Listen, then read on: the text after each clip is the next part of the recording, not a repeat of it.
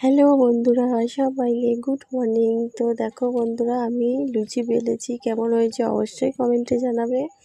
আমি যদিও লুচিটা পারি না বেলতে, একদমই পারি না, তবুও চেষ্টা করেছি। তো কেমন হয়েছে তোমরা অবশ্যই জানাবে কিন্তু। আর আজকে আমি রাত্রিবেলা লুচি কেন ভাজছি সেটাও তোমাদেরকে একটু পরে জানাচ্ছি। তার আগে আমি লুচিগুলোকে একটু ভেজে নিই। তো দেখো আমার ফুলকো ফুলকো লুচি ভাজা হচ্ছে। আমি রুটিটা আগে পারতাম না, ওটা এখন শিখে গেছি, কিন্তু লুচিটা আমার কাছে হয় না, একেবারে পুরোপুরি গোল হয় না, সেই জন্য হাসাহাসি করে অনেকেই। তো যাই হোক, খাওয়ার মতো তো হয়, সেটাই তো বলো তোমরা, খাওয়ার মতো হলেই তো হলো। তো এখন লুচিটা ভাজা হয়ে গেলে তারপরে আর একটু